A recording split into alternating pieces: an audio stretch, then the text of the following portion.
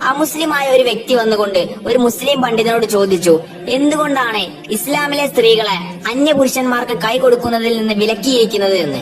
അപ്പൊ ഈ പണ്ഡിതൻ തിരിച്ചു ചോദിച്ചു, നിങ്ങൾക്ക് ബ്രിട്ടീഷ് രാജ്ഞി എലിസബത്തിന് കൈ കൊടുക്കാൻ പറ്റുമോ എന്ന്. അപ്പൊ ഈ അമുസ്ലിമായിട്ടുള്ള വ്യക്തി തിരിച്ചു പറഞ്ഞു, ഒരിക്കലുമില്ല, കാരണം അവർ രാജ്ഞിയാണ്, ചില പ്രത്യേക ആളുകൾക്ക് മാത്രമേ എലിസബത്ത് കൈ കൊടുക്കുകയുള്ളൂ എന്ന്.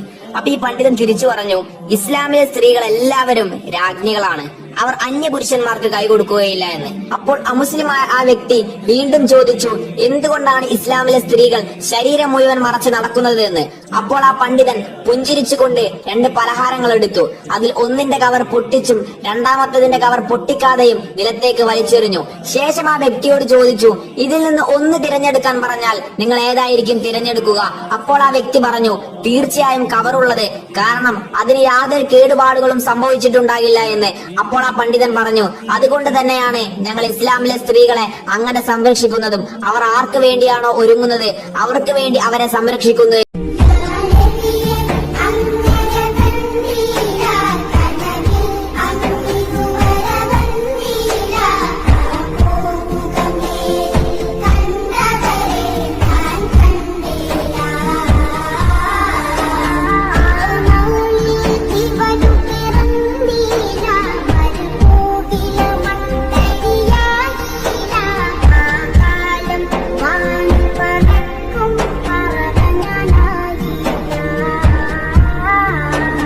അനുവദനീയമായതിനേക്കാൾ 12,000 മടങ്ങാണ് നിങ്ങളുടെ ചുണ്ടിൽ കിടക്കുന്ന ലിപ്സ്റ്റിക്ക് മെർക്കുറിയുമായിട്ട് പോകുന്നത്. അപ്പോൾ രാവിലെ പുട്ടും ഇഡ്ഡലിയൊക്കെ കഴിക്കാൻ പോകുമ്പോൾ ഈ ലിപ്സ്റ്റിക്കിനകത്തൂടെ മെർക്കുറിയും കൂടി ഉള്ളിലോട്ട് പോകും എന്നതറിയുക.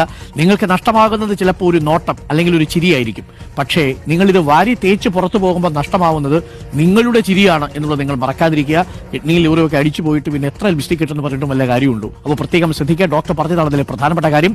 നിങ്ങളുടെ സ്കിന്നിലുണ്ടാവുന്ന നിറമാറ്റം എന്ന് പറയുന്നത് ആന്തരിക അവയവങ്ങളുടെയും നിങ്ങളുടെ രോഗസാധ്യതകളുടെയും ഒക്കെ ലക്ഷണമാണ്.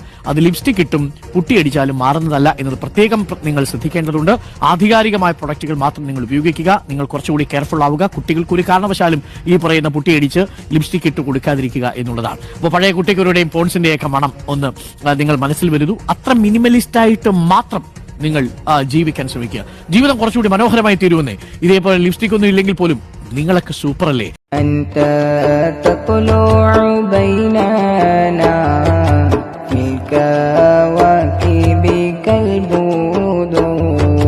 بل وأشرف منه